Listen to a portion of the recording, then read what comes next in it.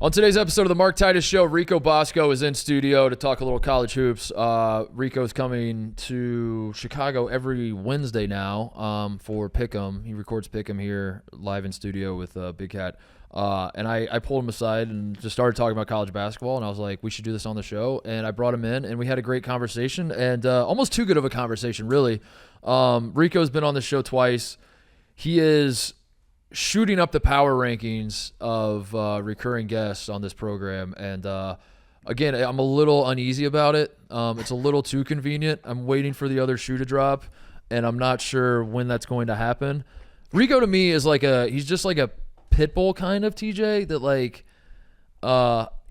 is domesticated, and he's lovable, and he'll roll over and you can scratch his belly a little bit, but also I'm kind of waiting for him to maul a toddler. I'm kind of waiting for her. He's a dog on a leash, and he's a well-behaved dog, but if he gets off that leash. Yeah.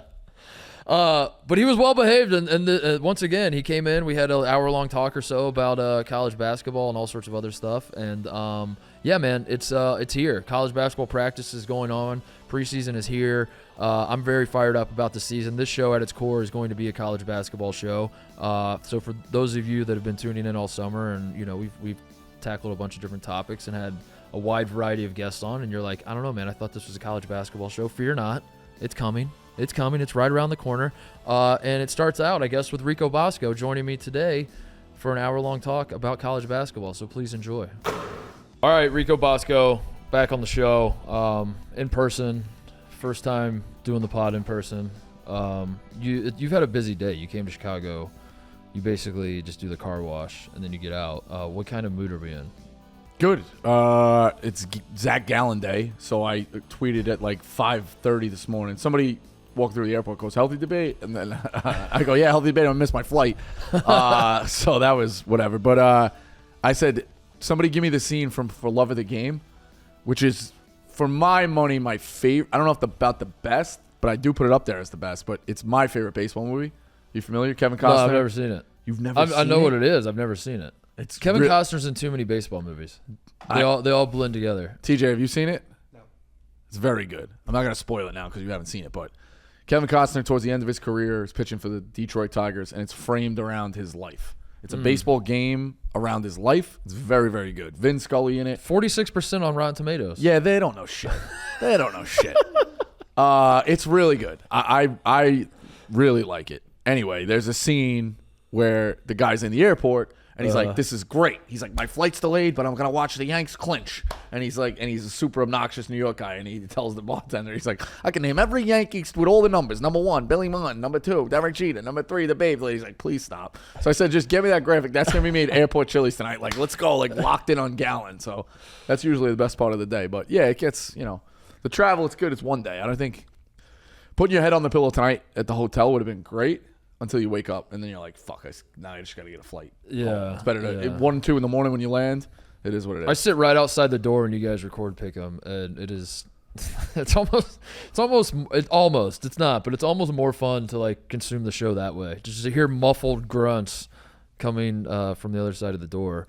But yeah, it's good to have you here, man. Thanks. It's good to have you in Chicago. By the way, for Love of the Game, according to Wikipedia, $50 million budget. $46.1 million at the box office. So I don't know. Healthy Debate is Love of the Game. For the Love of the Game, a good movie. I like audiences it. and critics seem to say. Yeah, exactly. I think I'm in the minority. I do think a lot of people don't like it, but Healthy Debate is just it's working. It's basically rocket ship. It's working. It's early. It's still very, very early. I don't want to book myself on other people's shows, but at the same time, there's a plan for you for college, 100%. I would love to come on the show and promote mostly sports because I can't figure out how to get any promotion around this company. So I figured maybe I come on Healthy Debate, we get a little bit of a bump. That'd be nice, Yeah, that'd be nice. You're in a tough spot. Get some eyeballs on our show. You're in a tough spot because your co-host is he hadn't played his cards correctly. So that when he's like, not. Can you retweet? It hurts me that I'm not doing Titus a favor. But we're working. You're definitely on the list for college basketball. Who would have thought, by the way, when I came to this company that you would, that would be how all this would shake out. That Rico would be like, I want to do Titus the favor. Well, I but told Brandon you. not so much. I told you. It just was the misunderstood comment. Yeah. I have 2 copies of your book. Damn. I bought Really? one myself, and then I gave my wife a list of books or that I already had liked on Amazon. She bought me it again, so I got 2 fucking copies. Although I did just clean out my attic. I did. You might have tossed. I tossed one. I did. I didn't toss both, but I tossed one. Tossed one. It's all right. We'll tell you. Should have Listen, donated it. There's a lot of illiterates out there in the country. So the check. I mean, that would have been a nice one. Nikki Smokes. I mean, the book report thing is, the acting, but Nikki Smokes just. Can you understand any of these words in this book? The check's already been cashed, man. I don't care what you do. Yeah, I don't care what you do with the book. After or you buy read a page and retain anything. Yeah. And he's just Yeah. Ohio State jump shot. Like, okay, take a shot at that. Last time you were on here, we were doing the Little League World Series preview. Do you have any wrap up thoughts? It's been a while. I'm trying to remember. I thought it was legendary championship game. Curacao, unbelievable. El Segundo. Yeah. So did you read the blog title? I want to make sure I get it correct. Your blog? Yeah. American. I'm sure I did. It's Hero, just been. Rico. I definitely texted. It's been it 2 to you. months now, I think. Yeah. So, Little League World Series. I want to because I was writing it in front of my dad, and he's like, "You can't rip that kid." I mean, the kid who asked out. I gotta say, having we're not allowed to say like really bad things. Louis Lappy of California is an American hero and just bailed out his idiotic manager and teammate who asked out of a world championship game. That's right. That's the headline. I'm just gonna say, my arm hurts, and then you take a team picture, and who's the kid holding the selfie?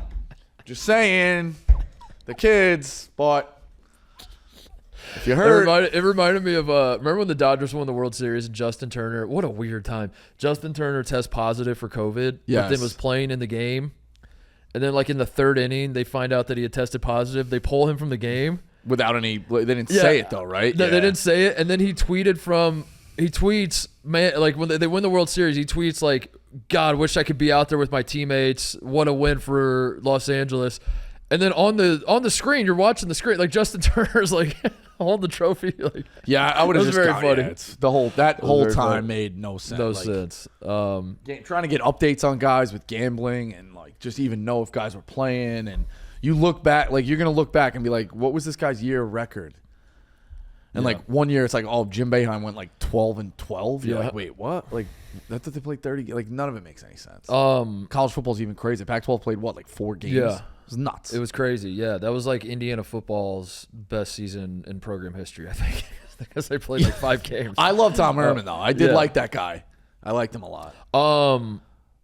Curacao, I said they were going to win it all. They got pretty close. Damn close. They got pretty close. So good job by me. That was a real good almost. pick. Yeah, Tennessee couldn't get it done. Also, if I knew the coach was a weirdo, I would not have picked Tennessee was the guy that spread the ashes, right? First pitch, I equated it. There's a God, bunch of kids in the outfield. It's like, dude, I don't know your I don't know your As dad. I said to you It's like, last time you came on the show, I agree with just about every take you have with the Little League World Series. It's just that you're way more passionate. That's your. Well, yeah, I mean, you saw it today in the Yak. I'm out for vengeance. That's who's in that movie? That's Steven your fatal Seagal. flaw. If you were like, hey man, this kid that like hurt his arm, that's kind of weird that he was, but it's you're shot out of the cannon. I think that's where you lose the people. But I'm with you. I was with you every step of the way. And I gotta say, consuming the Little League World Series this year with you in my life was so much more enjoyable. Having you text me throughout games. Bro, I was in Aruba. Had to make them incredible. turn on the regionals.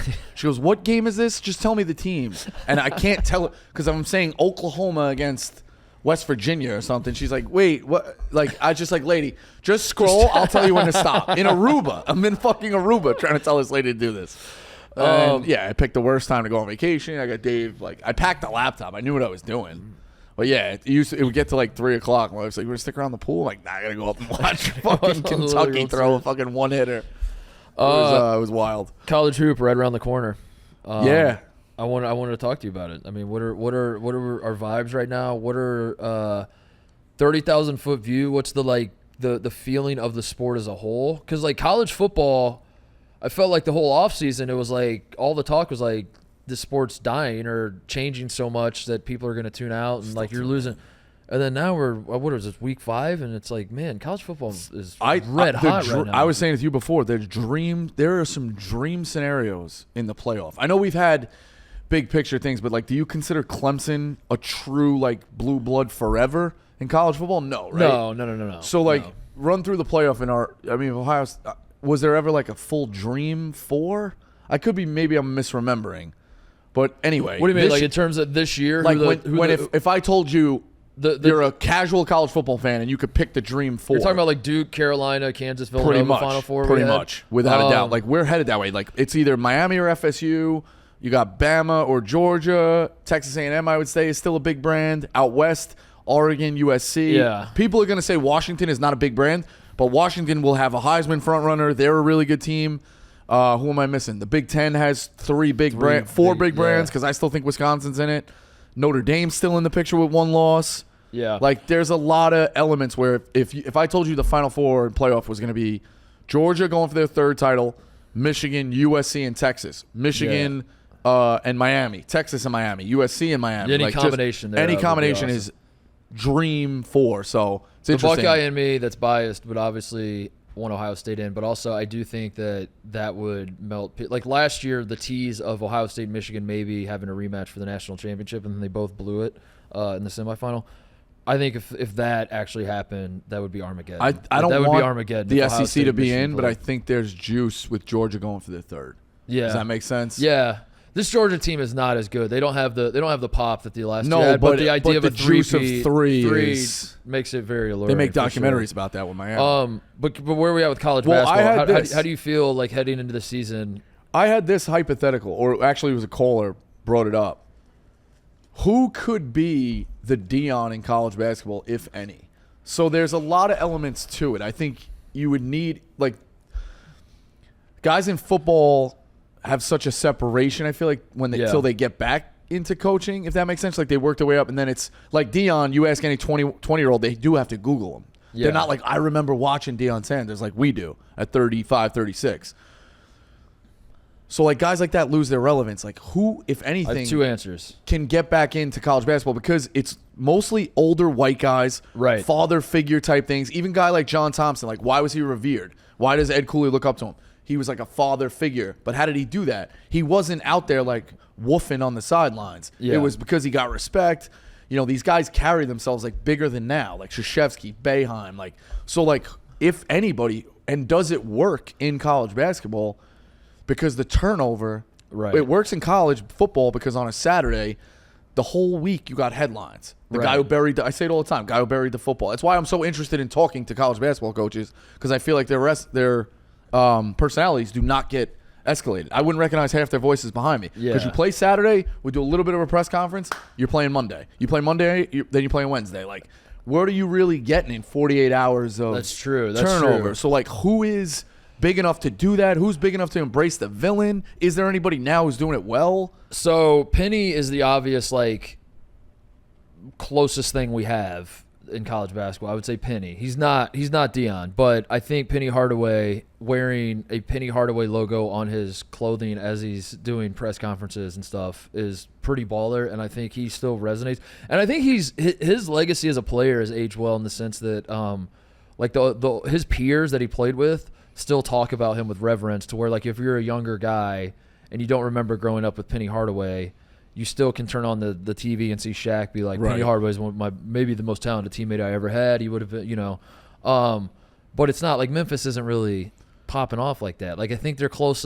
Penny, they've done just a good enough job, and maybe this is ultimately what Deion will do, but it feels like Penny has done just a good enough job in Memphis for us to all notice that he's not doing, like, the better job. You know what I mean? Like he's good enough for us to notice it, and then we're like, yeah, you've had some good teams that kind of, but you've never really, like, done more. But even the way Penny's trying to be taken seriously, so he exactly. Like, he fights against it. And I don't know if that bit. works. It was just, I took the call and I was like, that's an awesome hypothetical. Like, does that work? Does a guy being a villain work in college basketball? Yeah, I don't know. I don't know if it does, because I don't know if you get the respect. Like, you look at what they do. You know, like, certain guys go at guys like Boeheim or go at guys like Cal. And then the media respects the older clout so much that all of a sudden that guy gets, that guy a fucking clown. You see what he did after the Syracuse game? You see what he did after this? Like, I got a guy for you who is, it's not really realistic, but if this happened, I think it could get close. Who's cool as shit, who is directly tied to his alma mater and still loves his alma mater and would coach, which I know Deion's not at his alma mater, but my answer, and it's not going to happen because they just hired a new coach, but it's Allen Iverson if he was to coach Georgetown. No chance he coaches. But he doesn't coach. Yeah. That's what I mean. It's not realistic. But if I told you Allen Iverson, if Georgetown, instead of hiring Ed Cooley, they hired Allen Iverson, that would be cool as fuck. Yeah. That would have been like a Deion moment, because Iverson would show up with like braids in the press conference, and you'd be like, I've never seen a basketball coach with They cornrows. immediately And, bring back the uniforms Yeah. all the time. Yeah. Like, And yeah. it would like immediately in the snap of a finger be like the coolest fucking thing. But he's not going to, He's still showing at practice. He still could probably rip a guy up at 50. Like, can you? He's not even there to coach. He's just there to play against his players. Exactly. He'd be He's the best scout team guy available, which I'm surprised now with like NIL or this shit. Like, why don't they bring in guys to give him a look? You know what I mean? Yeah. Like, but yeah, it's an interesting hypothetical that we are trying to get into guys embracing. Like, you see it with Muss. I'll give Muss credit. Yeah. Like, he's in front of social media and stuff like that. But then once, like, Muss has had success now, so does he still need to do this social media blast? Because I think he's committed to it. You know, I like, know, I think but he's already in. You get like, what I'm saying? Yeah, like, I know. Like, I look at a guy like Pat Kelsey, right? Is Pat Kelsey going to be doing that when he gets to Notre Dame or he gets a big time job? Right. Like, why is he doing it? He's doing it because he's at Charleston, like hell of a coach, and that's how you get guys on the map. Like Mike Bray said it. He used to have to go to the lunchrooms in fucking Delaware. Right. He had to do it at Notre Dame, but that was Notre Dame Bruce had Pearl been at Auburn bad is for like, a while. Bruce Pearl takes over a basketball program that no one gave a shit about, and you got to like you do have to paint your chest and go to the lunchroom and. But then once you go to the tournament 3, 4, 5 years in a row, now it's like, all right, I don't have to do that anymore. It's not that they got too big for their britches. It's just one of those things, like, act as you've been there. So it's an interesting hypothetical, like, and does it work in college basketball? Yeah, I don't know. Like, what if we had guys, like, back in the day, like, I mean, Chaney and Cal fucking threatened to kill each other. Yeah, that's what sucks is, like, college basketball for the longest time was the sport of crazy. Crazy is not the right word, although they were crazy, but just like characters, just coaching characters. The old Big East had characters. The Big Ten had characters. The ACC had characters. Majerus, Tarkanian. And that was like what defined the programs were the coaches and the character that they were. And now, you're right. Like even I don't know, maybe that's why I'm excited about Pitino being back. You're a Pitino hater, though. No, I'm not. You're a Pitino doubter. I'm getting. It's been really. I need to set the record straight. It's very like people don't understand where I'm at with Pitino. If it was somewhere in Indiana or Ohio, right, where your neck of the woods, where you followed something a lot, I would go to you and like revere your opinion. So obviously you know, I'm not saying you don't follow New York basketball, but like, dude, I've been in the St. John's locker room. I played this Catholic high school semifinals in the city at St. John's. The campus sucks. It is bad. I've Horrific. been to the. It's horrific. The student. Carnesecca What is the Hall. student section? It is not a student section. It's guys getting excited from Wall Street who just follow St. John's or went there in the 80s. Like, there is no student presence to a degree. Their big games are played at the Garden, neutral site. Like, so St. John's, and I've said it like for years, they had the best recruiting budget in the country way back when they didn't have dorms. And guys like Mullen and Mark Jackson and those guys, they stayed there because they got paid legally because they didn't have dorms. So they split an apartment in Queens and had money in their pocket. You didn't even know this, I didn't did know you? this, no. This is like from having a dad in in the New York City area. You learn about it. They built the dorms. Now all of a sudden it's whatever. And then it got to be like Fantasy Factory of the dorms. I say it all the time. Rolls-Atkins, Christ the King High School. Shout out Coach Arbitello if you're watching. They got real close with Rolls-Atkins, top 15, 20 player in the country.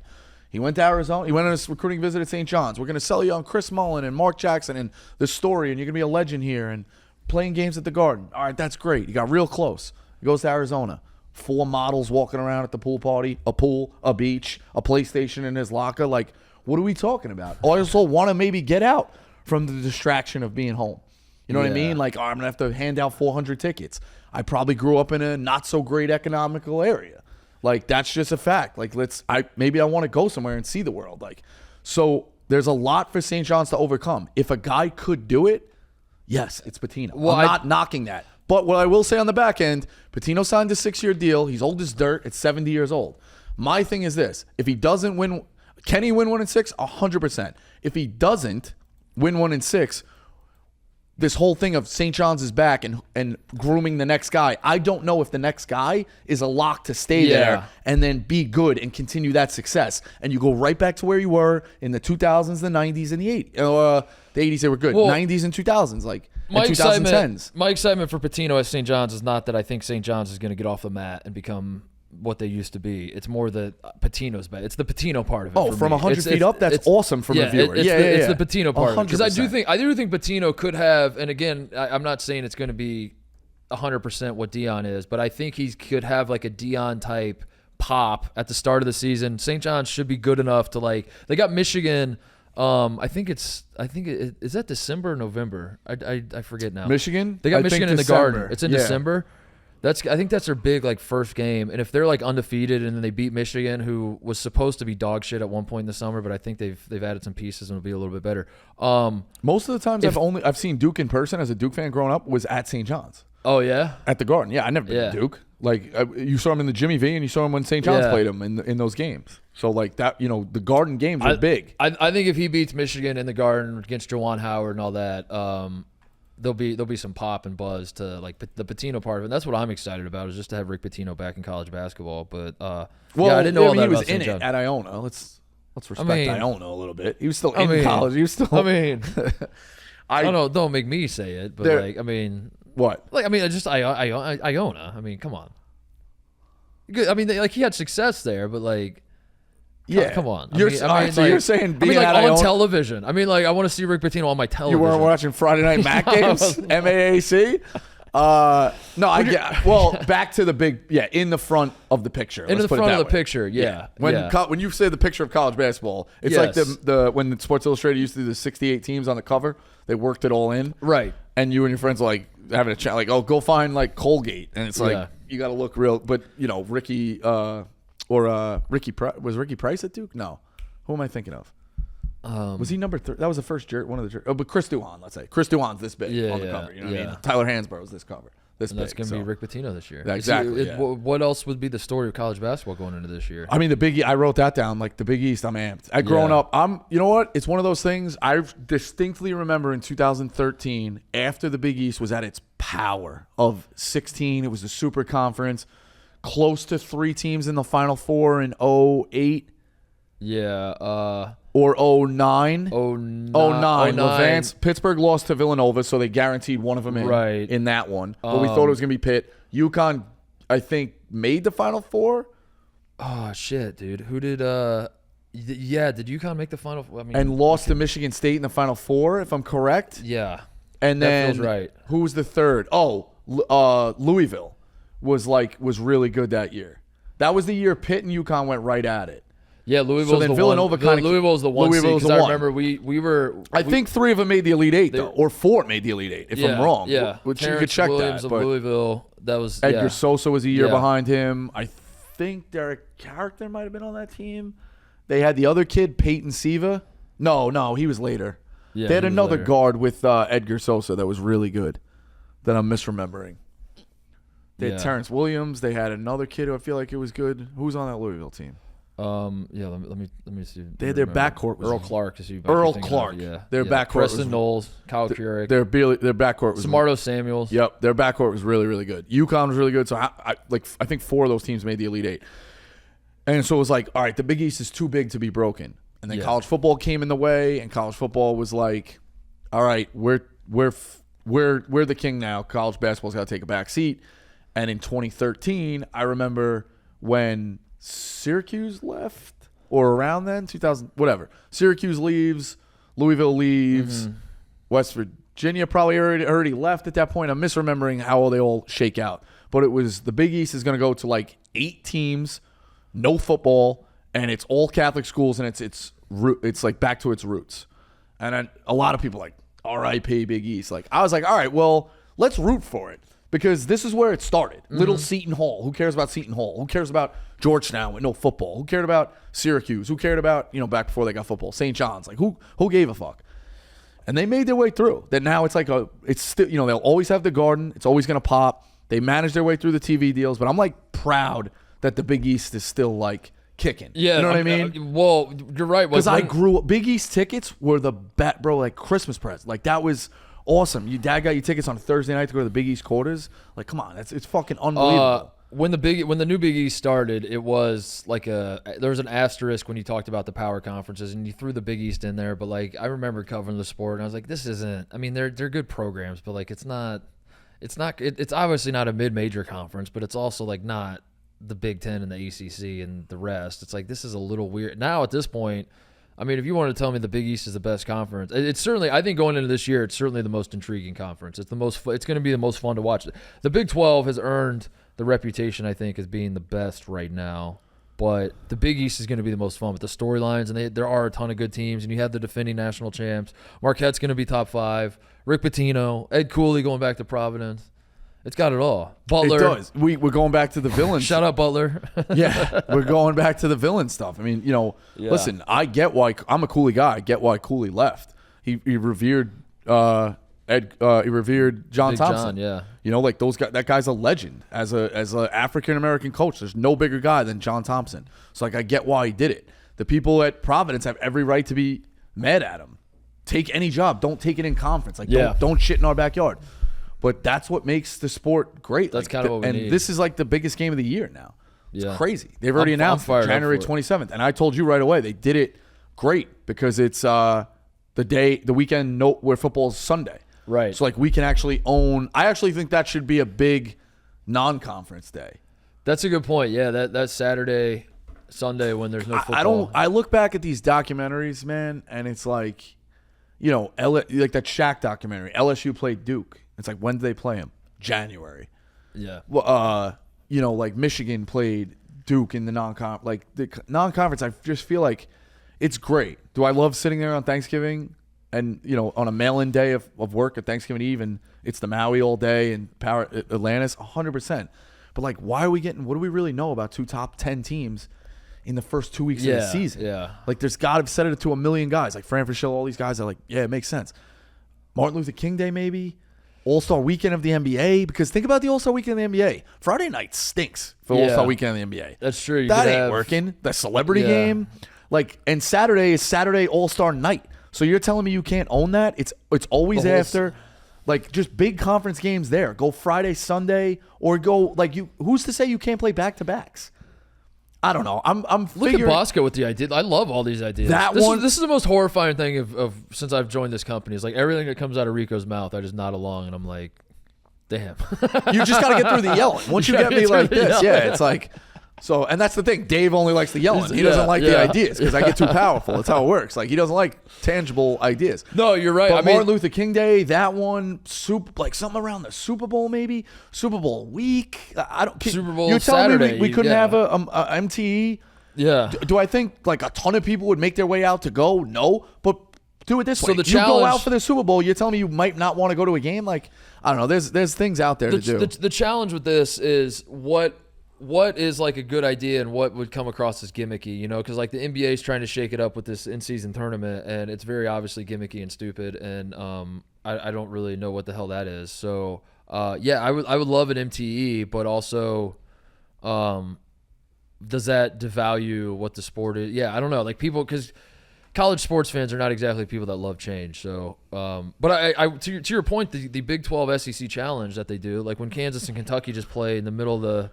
When they play that in January, late January, it's just like, not enough. You know what I mean? It's not, like, but those games pop off because you're like, oh yeah, shit, dude, these two teams are, and it's not always just them. It's the other matchups we get. Because there's points to be made for both sides. Like, I guess college guys are like, well, why do we want to play our first game of the season a conference game? Yeah. Well, in week 2, I'm pretty sure, like, or what did we just pass? In week 3 of the NFL, week 4? Yeah. Dolphins played the Bills. Yeah. Oh, the Super Bowl champs played the Lions. Yeah. Pretty tough game. You know what I'm saying? Yeah. Like, there are some divisional games, I feel like, in week 1. Conferences are doing that now. We're playing the Big Ten starting in early December. Yeah, and then, like, again, like, what do you really judge off of guys in the first couple of weeks? Like, let's let it play a different team in January. Like, let's let it play out. I think, too, the sport is less regionalized and as conference realignment has changed everything, it has become a national deal where I don't think winning your conference is as big of a deal anymore. Like winning your conference tournament for the lower guys are important because that's your automatic ticket in. But when the Big Ten eventually gets to like 30 teams, is winning a Big Ten championship going to matter? Or are all these teams, they're trying to win national championships. So to that point, like I think that the schedule we've worked with forever was like the non-conference is just the warm-up to the conference, and the conference is what matters. And everyone in the ACC is trying to win the ACC, and everyone in the Big Ten is trying to win the Big Ten. And once upon a time with the NCAA tournament, you had to win the conference to get in to the tournament. Only one team could go from each conference. Very early, but yeah. So yeah, like a long time ago, obviously. So I think that's where that started, was like, this is the conference is the season that matters. Don't touch it. Leave it the fuck alone. We're playing these teams and this. And now, like, the sport has become not that. Like, I don't even think the teams – I don't know. I'm curious what the coaches feel about it. But, like, I mean, obviously you'd rather win your conference than not win your conference. But, like, I don't know if going into a season, every school is like, this is the most important thing in the world. And I think the obvious example to me of that is I think Purdue's problem is Matt Painter cares greatly about winning the Big Ten. Purdue as a program is like, winning the Big Ten is a huge fucking deal. Tom Izzo does not. No. Tom Izzo's like, I'm trying to win national championships. Yes. He's only won one, granted, but Tom Izzo's like, I want to win national championships. If along the way we win the Big Ten, that's awesome. I would obviously prefer to win the Big Ten, but he's got like the bigger picture, and I find that fascinating. And I think more people, as time goes on and conference realignment explodes, and you're looking up and you're in the Big Ten and you got Washington and Rutgers and Maryland and and it's just like, what even is this conference? I think programs are going to throw their hands up, say, I don't give a shit about the conferences anymore, and maybe your idea pops off a little more, where it's like, then let's just mix up the schedule. To that point too, like if conference games do matter so much, I would ask, why do you want to play them on a day of preparation? Yeah. When you honestly might have to get, like, I'm sure there's laws and shit with compliance, like, the days of getting off the plane and put your shit back on, we're running tonight at 3 a.m. like that. There's legalities now, guys. It's social media. It don't work. So I would imagine, I could be wrong, and they probably do it before, but they play on Saturday. They might have to give like a day off Sunday before a game Monday. Do I think that happens? I don't know enough about the intricacies of practice. But my point is, then, if I could have 2 weeks to prepare for Purdue, or practice just started this week. If I open the season with Purdue in a conference game, I got 2.5 months of practice. Like, so what would you rather have if the conference games matter that much? So, like, that's the thing I would throw out. That'd be fucking sick. First game of the year, Purdue, Indiana.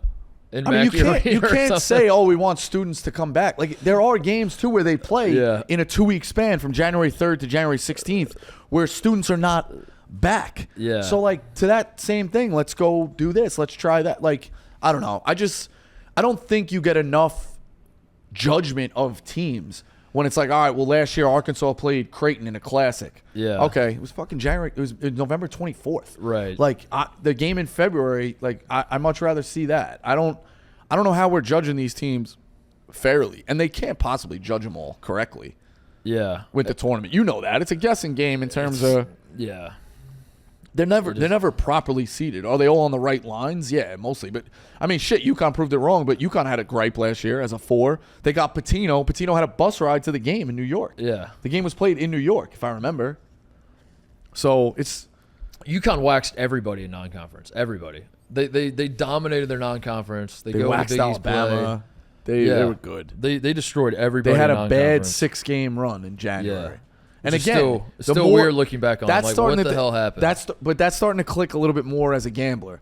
Guys unhealthy, and this conference slate is such a run. Yeah. Where it's like, let's just survive through. Like, you might have just because you lost 6 in a row, like, you still have the goods. Yeah. You know what I mean? So they lost 6 in a row.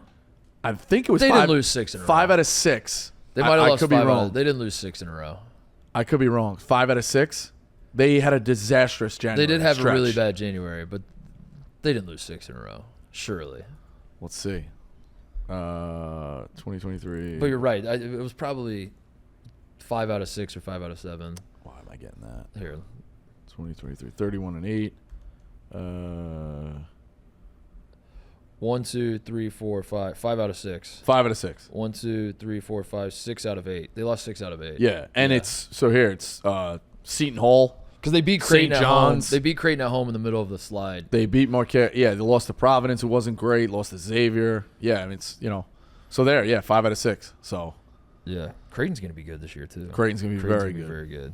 God, Very the Big good. East is gonna be They awesome. took Ashworth made a big mistake not staying at Utah State. What's the hierarchy for programs right now on the Bosco?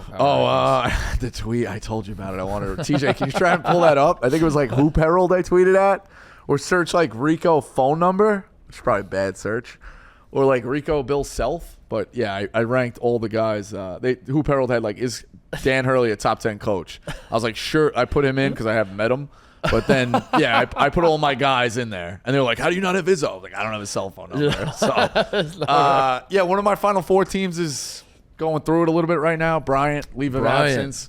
Grasso, trying to figure that out. So, they'll be back. He'll be all right. But, yeah, man. Final Four staying pat. I hope it. Brian, is Doug Eater still there? No. He graduated. Oh, wait. Is Eater still there? He might be. Remember Eater? Yeah, I remember Peters. last year he punched St. Peters. Judah Mintz. They got some bad boys up there. Yeah, they got some Like, dudes. Well, but that then was he the guy I took was off running. that He was the hit guy I Mintz was and then he took referring off. to when Grasso was like Boeheim was like big time in the handshake line. Yeah. And then Boeheim's like, how dare he do that? It's like, well, Jim, he did beat you in your own building. It's like, so now what? Like what? You lost about that. I forgot. Boeheim stepping down. Dude, Boeheim's thing of I'm leaving in 5 years is still the crazy. That was 2013. I remember where I was when that came out.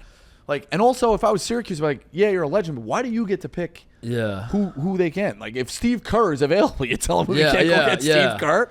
Like, but it is crazy. We're going into a season Boeheim stepped down, and I feel like I almost forget it happened just because like I was just apathetic towards Syracuse basketball by the end of his run, where I'm just like I don't know, is he still there? Is he? Yeah, not? they're Just saying like, what the hell? Strong man to man now, relentless. Oh really? The kid Ben The zone is DiGiulio is a dead? Syracuse guy, like relentless man to man is what's being talked about at Syracuse. I don't know how I feel about that. I think it's best for Syracuse's program, but it's gonna break my brain because but in all seriousness, like what justice was he doing getting a bunch of guys who didn't play defense? I know. Like, it's let a him smart run. move. It's just there's just some things that are familiar to you. You want to turn on and also. If Navy's running air raid, for example, that would the Syracuse 2-3 zone, like healthy debate, is it that good? They sure as shit were on the bubble a lot of years. And I said it to Buddy Boeheim when we talked to him. I'm like, how many people come up to your dad and like, yeah, I run it through. Like they went to one of his clinics, like I run the Boeheim 2-3 zone. Like they had the keys to the fucking Egyptian pyramids, like the hieroglyphics. I like the thinking behind it, which is that like basically college basketball players are morons, and you throw something at them that they don't see all the time. It's the same thing as the triple option. It's just like this is not something you're prepared for. It's not something that you're used to seeing, and you're counting on the offense to fuck it up. But yeah, by the end, it was just like rolling Joe Girard out there and saying like they didn't score, man. They gave up a ton of points. They gave up defense, a ton of points. They got scored on, I should say. Yeah, there was. Yeah. It was brutal. Do we have like what was TJ pulling up? I don't know. I sent you the tweet. Oh, you sent it to me? Sorry. Yeah. That's all right. I thought you'd get a kick out of this one. Oh my god. No order. All right, here's the list. Oates, Fran, Grasso, Hodgson, Tang. Hodgson is Arkansas State, right? State. Yeah, I had to teach you that one. Oates. Yeah, they're playing Central Arkansas October 30th, right? In an exhibition. Is that right? Who? Is that Arkansas State? Central Maybe. Arkansas? I think so. I don't know the schedule. I saw Rothstein just tweeted that. He broke that, so that's why I knew that one.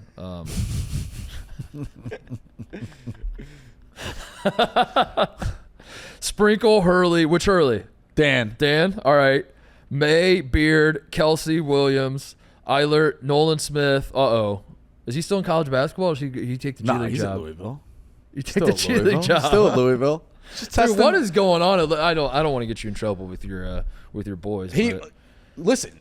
One day he's going to interview for a head job, okay, at a big time program. He's sharpening his skills. You never took a job interview just to figure out the questions. By the way, the list is like a million names, and Izzo is at the bottom. and then you said we'll do a full list another time. Izzo is at the bottom. Yeah, you had Izzo at the very end. All right, but, so they said Self. They said, how can you not have Bill Self? Yeah, how can you not have Bill Self? You did have 1,000 names, and then you're like, By the way, this is just a taste. I'll do the full list later. Yeah, Nolan Smith. Interview for jobs, but maybe like not right before the new season starts. You got to make that. Everything now is like you can't. These guys can't do anything without people knowing about it. So yeah, IU Kentucky's back. Does that do anything for you as an East Coast guy? For me, it's a big deal in the Hoosier State. Calipari's got to get his fucking shit together. Why does he fucking have the right to say I'm not playing at Gonzaga and I'm not playing at Assembly? Come on. I don't know. You know what, these teams should just be like, all right, fuck you. We're not like. Why does he not get to play at the Kennel? The more disappointing thing to me That's the problem too, is the big guys are not playing these road. Yeah. You know, like even Krzyzewski, they don't play a road game till Christmas. And who is he playing this year?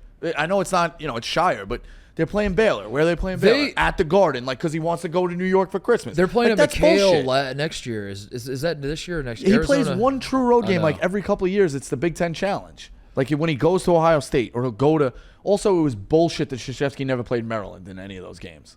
Arizona's at Duke this year, but then Duke goes to McHale. Okay. The year after. That's one. So that's few and far in between. Like, Shire might be mixing it up. What pisses me off more about Cal is that the Kentucky fans are okay with it, and they like defend their guy, and that's so annoying. For a guy with not a lot of success. I don't understand why Kentucky fans aren't like upset with Cal about that. That like your coach is trying to schedule a bunch of neutral site games. The sport is so much more fun when you play true road games. Also, you could do that when you win 3 championships. Yeah. He's won 1. As a reminder, Coach Cal has won 1. Yeah, no, been to a bunch. As many as Kevin Ollie. How many Final Fours? 3? The ones that count, or the ones that haven't been vacated at Kentucky. I like it. See, this is why you don't know. I mean, it's hard to say anymore because he's had more taken away than he has. Yeah. But he's always been in the mix. But I mean, they got. I see it again. The graphic of the incoming freshman. Who's got the best incoming freshman? Like he's got to figure a way to translate it. Yeah. So he gets way more credit. And again, the thing I say too all the time, it drives me crazy. If I was a guy writing a $20,000 check for my donation that goes with the season tickets, or I was a booster, and I'm walking out of an Elite 8 loss or a second-round loss to Kansas State or a first-round loss to St. Peter's, and I keep reading those quotes of the best night in Kentucky history was the night we got 5 guys drafted. Like, fuck you. Yeah. Like, you're doing well for those kids, but my $20,000 check is still being cashed, right, and I'm paying season tickets, and I want to watch a championship. Focus on the championship. Yeah. I don't get how he's getting away. Like, imagine you say to the Yankees, the Patriots, the Cowboys, guys get nailed for less than that. So, like, he's getting away with murder. This man just got so caught up in everything except what he was hired to do, which is, like, win championships. Yes, like he's so good at getting Karl Anthony Towns a max contract in the NBA, and then he's like, look how great of a coach I am. Yeah, and like he's got Drake at the stupid fucking thing. It's like, but it's so annoying. It's so annoying that he's scared to go to Assembly Hall. It's so, that's exactly why and I'm really upset that Indiana took this deal where they're playing 2 games in Rupp Arena, and then one is Kentucky's coming to Assembly Hall in year 4 of this deal, which means Cal will be retired by then, or they'll buy out of it. He's not going to Assembly Hall. He's not. Spoiler alert. Yeah, John Calipari will not be on the bench in Assembly Hall for the Kentucky Wildcats. I'm more upset about the Gonzaga one.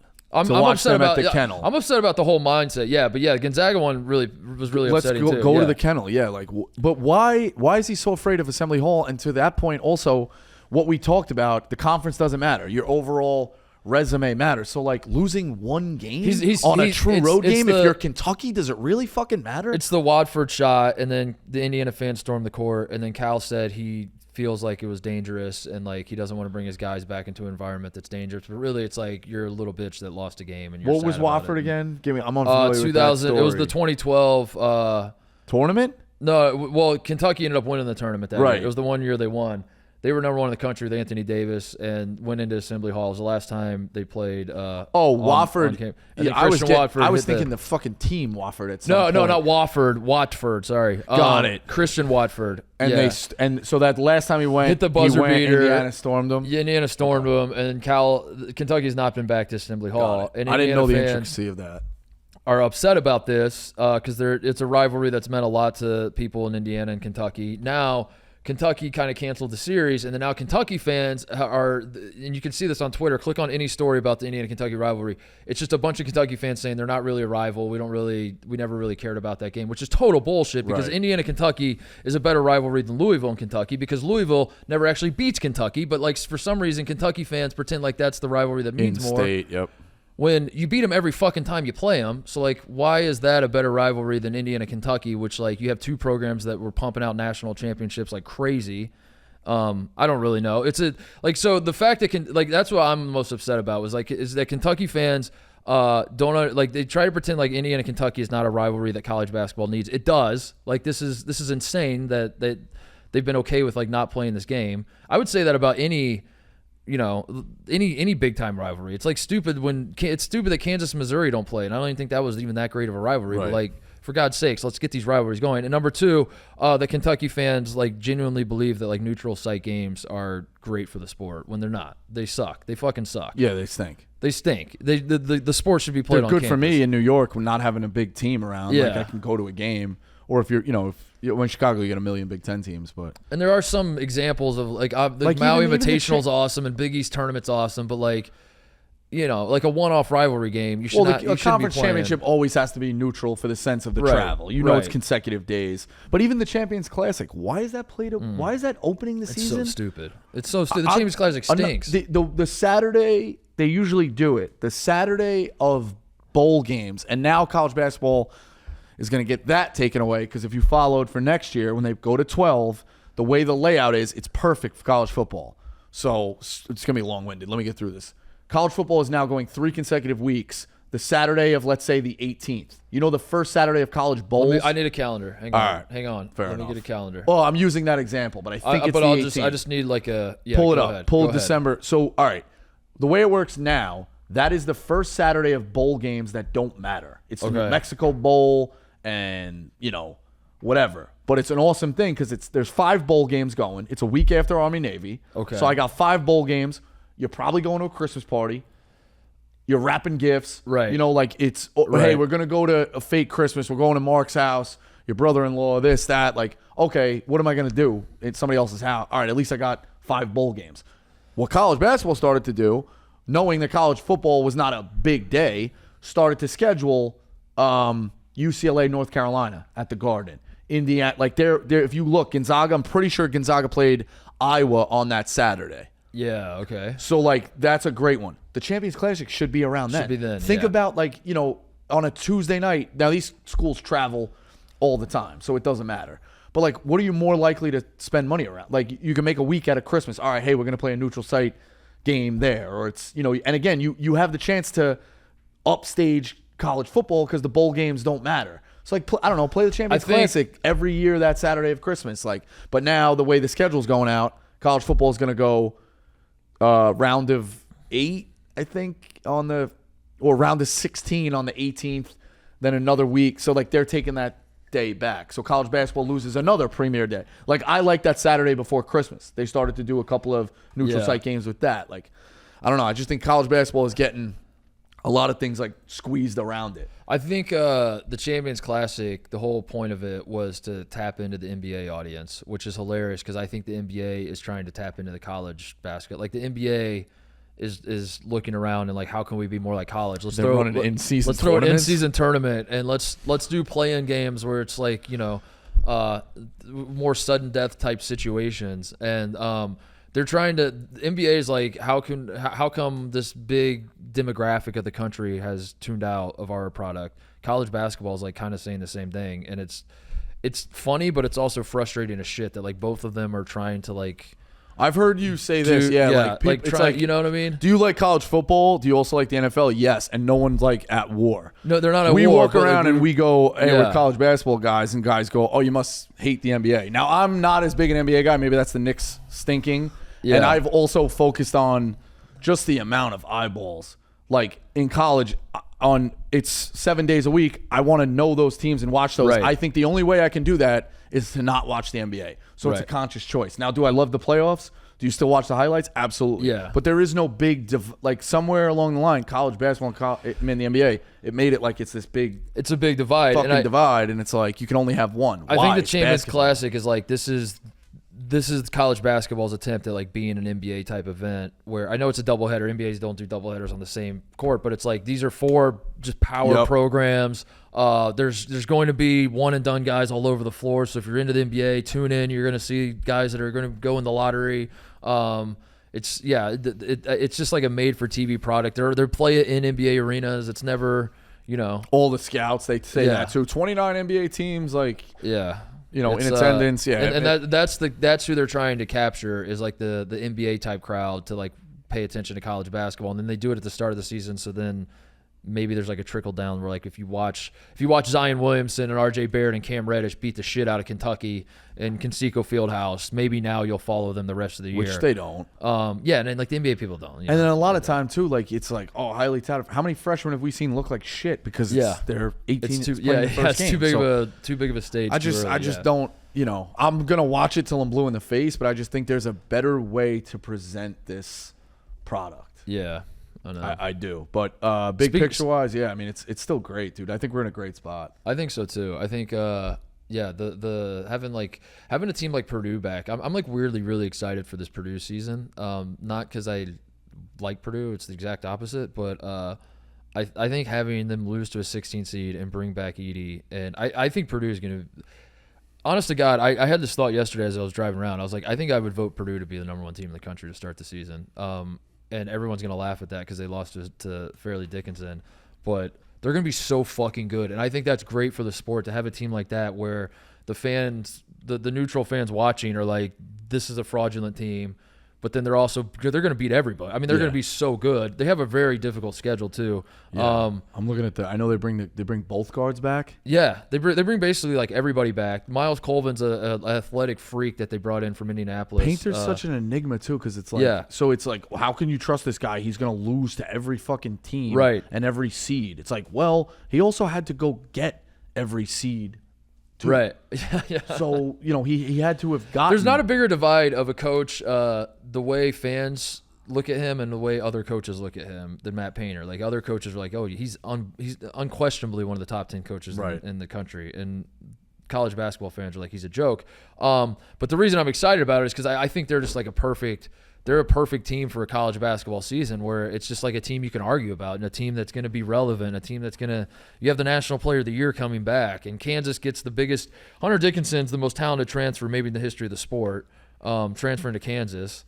I mean, like, that doesn't happen. You don't get a guy that's like all-American level. That's like the face of a franchise like he was at Michigan that transfers. Yeah. No, I'm not. That doesn't ever happen. I'm just making sure, There might be one or two that I'm not thinking of. Didn't a kid from Gonzaga leave recently? Went to Creighton? Am I mistaken? No, other way around. Nembhard just went from Nembhard Creighton. Went out there? No, yeah. All right. Yeah. But yeah, I mean, there's transfers that are like Larry Bird transferred to Indiana State. If you want to get technical, count. But I'm not talking. Yeah, that doesn't count. And Larry Johnson transferred into UNLV and shit like that. But what was we got a glorified thing on Winning Time, which by the way they perfectly casted Rambis. What the fuck? What was Bird's real leave of Indiana? Homesick. Guys were assholes to him. Knight was a dick to him. Yeah, I've heard, story. You can tell me anything. The story that I've ran with and accepted as fact is Kent Benson is the guy that was the asshole to him. The big the guy that Kareem Abdul-Jabbar punched in the face when he got to the NBA. Big stocky white guy. Benson was just because Benson was an upperclassman. I think. How quick did he leave? He left in a month. It was pretty quick. Yeah, it was like a month. But like they say he was homesick, but I think it was a combination of everything. I think they were. I didn't know his dad killed himself. Yeah, his dad killed himself. I didn't fucking know that. Yeah, which I don't think Kent Benson had anything to do with. I think that was like a separate. Fair enough. I think that was. Yeah, I mean, I didn't know Larry had that tough. I mean, even the way he fucking threw away his prime. Yeah, he's laying brick in his own house, redoing his fucking driveway. Which is kind of badass, honestly. I think it's definitely badass. I think that enhances if you're his legacy. any one of his friends, you're I know. It's the scene in Good Will Hunting. If we're still here in 20 years, you're a fucking asshole. It's my favorite movie. But like some of those guys should have had that conversation. Yeah. Like, bro, you're a generational talent. Just Larry Bird's basketball life. He would have been I think he would have been a freshman on the undefeated. The 76 team that went undefeated. So he wouldn't have been eligible to play, but he would have been... They still couldn't play as a freshman back then? I think that's right. But yeah, Larry Bird would have been on the team. So Indiana went undefeated. They're the last undefeated team in college basketball. And the way it was set up is Larry Bird would have been on that team as well. Like added to that team. But I think that might have been his freshman year. So they were like established. They had a team full of dudes that were like established, or maybe it was 75 would have been his freshman year. But they were a team full of dudes that were like established, and Larry Bird came in and like they were just like, I don't know if they were hazing him, but they were just, just kind of being. But it wasn't even organized practices because you couldn't practice back then. So like, how much did they? I don't know. Yeah, it's an interesting. And it's funny. It always cracked me up about him being homesick because like Bloomington is not far from French Lick at all. It's like not right. Somebody not know it. Yeah. I thought it was 8 hours. Yeah, it's like a kid from from Queens that goes to get on the fucking subway. Yeah, that goes to Iona. Exactly. And you're like, I'm homesick. I can't. I don't want to. And you're like, what? Yeah, it's like a $40 Uber. Like I'm homesick, so I need to transfer to St. John's. And you're like, what? Yeah. What's going on here? But yeah, I think we're in a good spot. The other kind of big picture thing is like, how many legends are left, and how quickly is that picture disappearing? Yeah. You kind of end on that. Like, I mean, in the last, Krzyzewski gone, Boeheim gone, Huggins gone, not by his own choice. Roy gone. So like, we're looking at the legends picture. Jay Wright gone. We're looking at the legends picture. It's probably still Self, Izzo, and I'm probably few. Yeah. Maybe there's a couple others, but like these are all older. But also few, I mean, these are all older guys. Few getting a legend status without winning a national championship. All right, fair. I might throw a challenge. I should have said staple. One. Yeah. Staple like mainstays. Yeah. That's fair. That's fair. But I mean, you look at what Mark Few did with that program. I love I what put he's him done. damn close to legend though. It's without damn close. winning a The title. second he wins a national title, he's a legend. The second he does it. I'm giving him legend status. I don't know, you can't have they Kevin Ollie win more fact, national championships than you and be a legend. The fact they didn't win that one. That's crazy. Not only did they not win, it was over at the first under 4 timeout. Yeah, the first under 16 timeout. Izzo, I was worried Izzo was going to retire. He was going to get the Jay Wright bug where he was just like, I'm kind of over this shit, and like or the Roy. That's kind of what Roy did, where he's like, I don't recognize the sport anymore. At times, Do you think it's a little also that they lost power? That the hand shifted just a little bit. I think Roy's was Brad Davis. I do with Krzyzewski, man. Brad Davison scored like 30 points on him and knocked him out of the NCAA tournament, and Roy was like, I got to get the fuck out of this sport, man. This guy fucking beat me.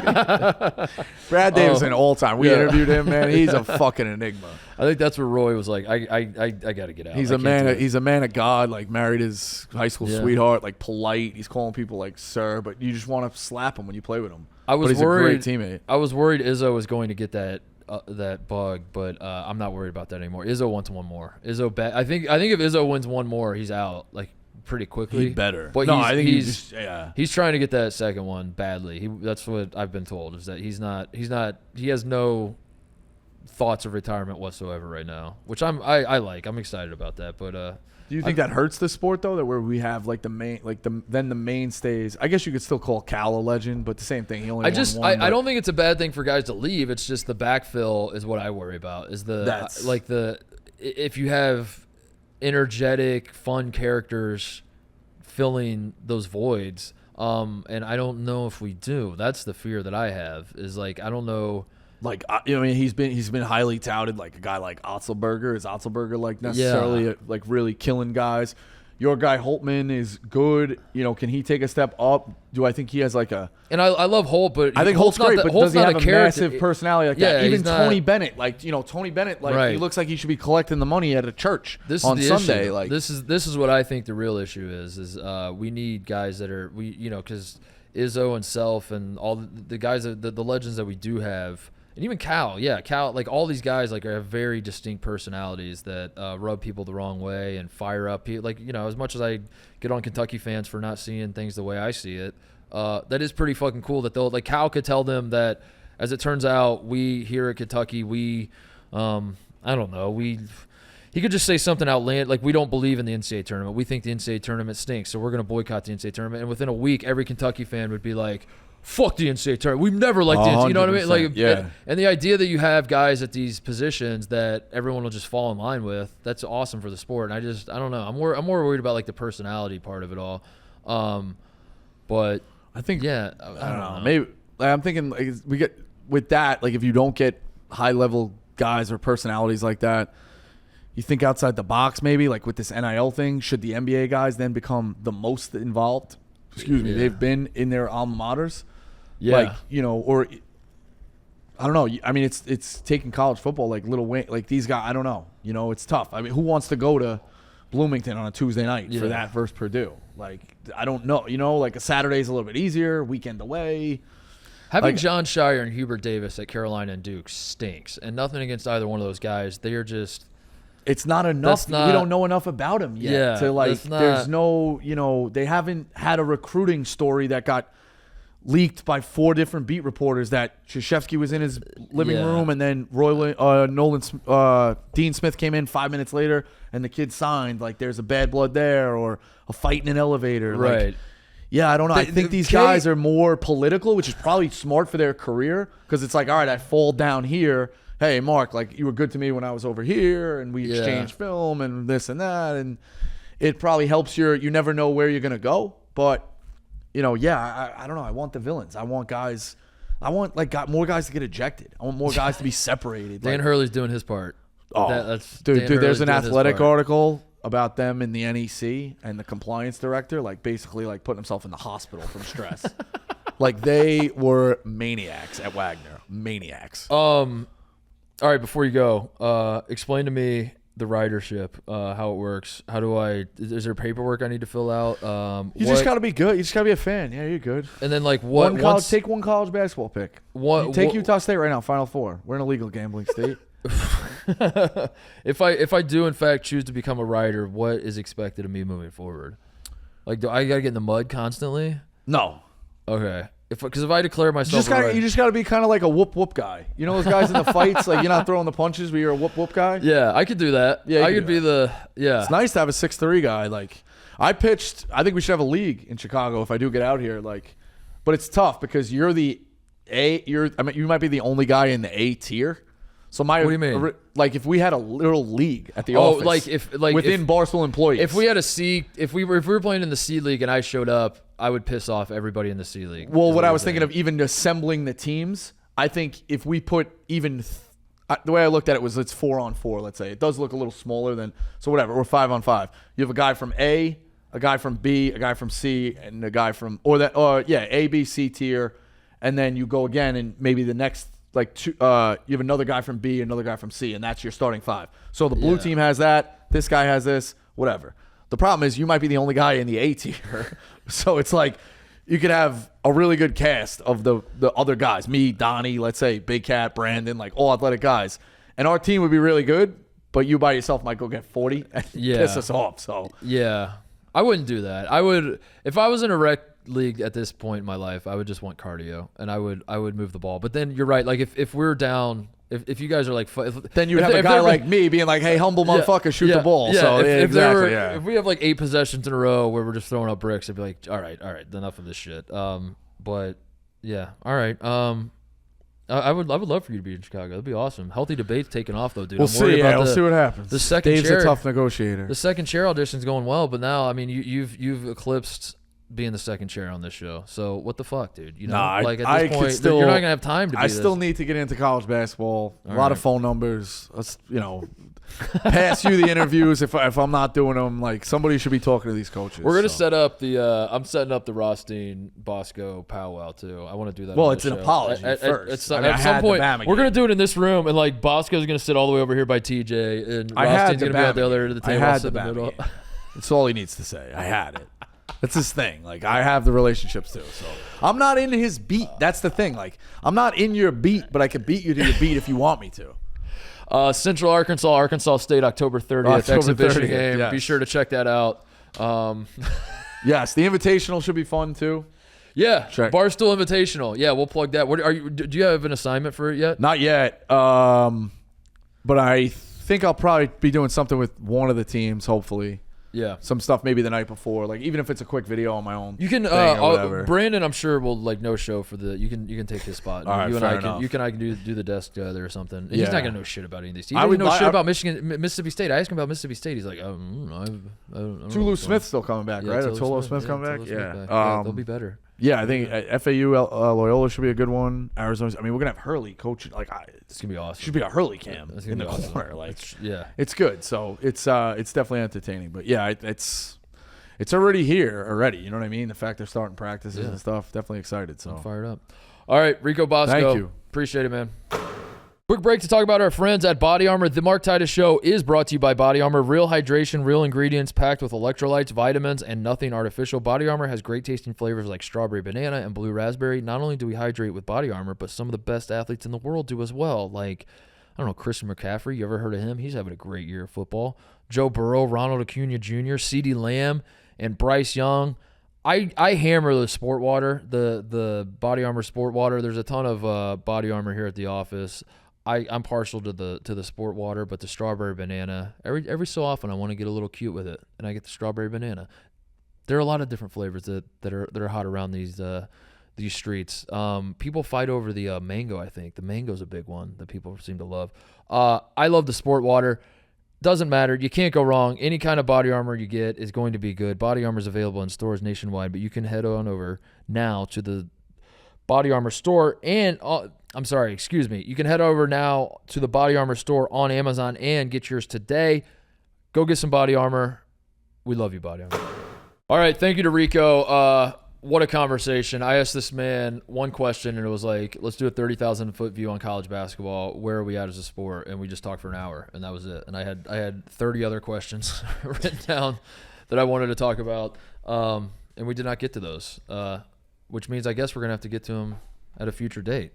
Go subscribe to Healthy Debate, please. If you're watching this, if you're listening to this, go subscribe right now to Rico's show, Healthy Debate. It's awesome. It's the only new show that's been launched in the last month or so at Barstool. And we try here at this company to support new shows and promote them as much as we can, and just give all these new shows here at Barstool a ton of love.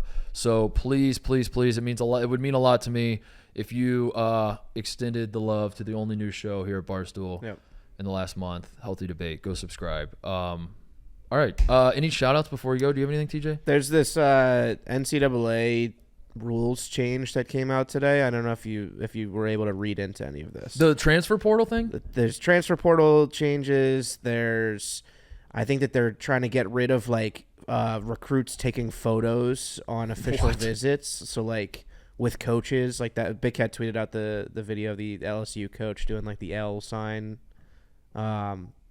with players on recruit. I think that might go away, and also like they're changing the gambling restrictions. Oh, so players that have like been caught gambling on college sports, there's now like a first time like you get off with a warning on your first offense. There's a bunch of changes that are being proposed. Wait! You get off with a warning now on the first offense? If this goes through, the first offense would be no loss of playing time. So if you gamble. Surely not on your own games, though. Right. I think it's like because that's illegal. That's literally illegal. Right. That's like right, the right. FBI that's gets game involved. Fixing. Yeah. But like all these players, like a bunch of Iowa football players are under investigation right now. There's a Rutgers basketball recruit, a transfer from Iowa State that like can't play this year because he's a 2-time recruit, but would come back and face another half-season suspension. Like the first offenses would basically get wiped. If this goes through.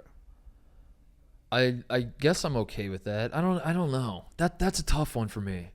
How do I feel about I hate when I don't know how I feel about something. Yeah. I hate tough ones. I like the easy ones. Murder, not good. That one I know. This one's tough because I like gambling's legal a lot of places. It's I don't really fully understand what the harm is, but also it kind of does feel like a slippery slope that if you're not betting on if you bet on your own game, I mean, we've talked about it on the show before, betting on your own games will never be okay. There will never be a scenario where that's okay, even if you're betting on yourself to win. There'll never be a time where I'm like, I don't see the problem with that. But yeah, if you're a basketball player at Ohio State and UCLA and Arizona are playing basketball and I bet on the game, I don't know. I'd have to like sit and think about why that's a bad thing, why that's no good. So maybe this is good that they're getting them in the warning. Maybe I'm talking myself into like, do we even need warnings? Like, let them do it. Who gives a shit? I don't know though. It just feels. I think ultimately I don't have a problem with it. I'm hearing myself say the words and I keep like wanting to be like, you can't say like I'm scared to just like dive in and be like, what the hell's the problem with it? I think as long as you're operating legally in a legal state under legal means, like, what's the weed situation? Because I was that something that the NCAA was looking at, or was that the NBA that I saw? Does the NBA drop that now? I thought in the NBA you're allowed. You're allowed to smoke now in the NBA. I think every single player openly talks about that they do. Yeah. I feel like the NCAA is looking into that too, of like letting guys smoke weed, which is like, yeah, I mean, if it's that doesn't make a lick of sense, and it's not performance enhancing, even though Acho. Yeah, it is. Yeah, basketball is one thing. Javelin. Yeah, javelin. Yeah, you can smoke weed, but what was Acho's tweet? It was like, yeah, like what happens if guys throw javelin? They're gonna. It was like, it's okay if you're a track and field runner running in a straight line, but we're gonna let the javelin throwers smoke weed. Yeah, and then they're high as they throw the javelin and just impair somebody, which is definitely how weed works. And that's also how consumption of weed works if you're an athlete, is that you just get high as fuck right before you play. Everybody does it. Legalizing weed in track and field competition is all good if you're running in a straight line. Legalizing weed in track and field competition is terribly dangerous if you throw the javelin. Where do we draw the line? The idea of weed being performance enhancing is preposterous. Or like it makes you some like malicious monster that's gonna like stab somebody. Yeah. Yeah, if someone who's like about to partake in fencing, what are those called? Are those called fencing matches? Fencing bouts? Fencing duels? They're about to have a sword fight, and a guy just hits a blunt real quick. He's just going to take that sword and just like start massacring the crowd. He's going to go run our test, Malice in the Palace, with the sword, so we can't have any weed. Yeah, I don't know. I'm going to miss the Brian Kelly photo shoots with recruits if that's in fact a new rule that they're getting rid of those. I don't like that rule change, but I think I like the gambling. It just feels like I don't know. I feel like if you're gonna make gambling legal, then why would the NCAA say you can't do it? But I also, again, every single time I say that out loud, I'm like, I'm missing something. There's something missing. Like Mark, you're missing the obvious thing, which is, but I can't figure out what that would be. I have a call out, Kody. Does that mic work? Yep. Yeah. So I'm on the act today, and KB is telling a story about how he went and played bar trivia, and then he turns to me and he's like, "I went with your is he your producer?" I was like, "Yeah, editor, Kody." And he's like, "Yeah, I went with Kody to the bar to play trivia." Kody, and I said, "Who spearheaded this? Who was running point on this? Like, how did you guys all get together?" And he's like, "Yeah, Kody just said he wanted to do trivia, and he asked me to come." So I guess like my first question is, what the fuck, dude? I didn't get an invite. KB's my boy. I don't know. I didn't know. That's it? It's just KB's your boy? That's your excuse? Well, hey, I didn't know. Now we know. Like, I was probably gonna say no. Yeah, but well, like, that's the thing. I'm hurt that. Was that what it was? Did you think if you asked me, I would say no? I thought it was a hard no. So Did you guys go stand by bus stops in Wrigleyville afterwards? Yeah. No, actually, it was fun. So I'm sorry I didn't invite Who you. all went? I need to know where I am on this pecking order. Last week it was me, KD. What? Last week? You've done this more than once? Yeah. It's been in the works. Oh my god. So I'm sorry. It's you, KB. It was me. Last week it was me, KB, and my girlfriend. This week it was me. Just the three of you? Yeah. Okay, go ahead. This week it was me, my girlfriend, KB, KB's girlfriend, and Rudy. Okay, so the group's growing. Okay. Yeah, we're trying to get a dynasty. Trying to build. And if I didn't bring this up to you, how long would it take before you asked me, do you think? This sounds bad. I don't know if I would have ever asked you. TJ. Mark, I mean, you got to be honest. We haven't had the best. I think, Mark, I think the only solution here is we build a rival squad and we show up to the same bar. We go to the same trivia. No, look, boys, I've been trying to be boys for so long. I just didn't think we were there yet. So I just felt I don't know. But this is why it's not working, us being boys. It's because of instances like this, I said like you were sure for your birthday. I know, that's what that helped. That's what I mean. We were boys. Yeah, well, next week. What are you doing? I thought I tried to go to the Cubs game. We kind of ran out of time. I was kind of hoping to go to a playoff game. I don't think I should look up the schedule. I think the Cubs are still not in the playoffs. Yeah. I filed an injunction with MLB. I said the other team's cheated, so put the Cubs in. I haven't heard back from them. Yeah, I wanted to go to the Cubs game. So did I. Looks like based on your hat, you went without me. You were there. We were at the same game. Did KB go? Did KB and Rudy go with you to the Cubs game? Dude, I'm hurt by this, but that's I'm okay. hurt. I thought we were boys. Well, don't put this on me. No. Don't you dare put this on me like it's my fault that you didn't invite me to trivia.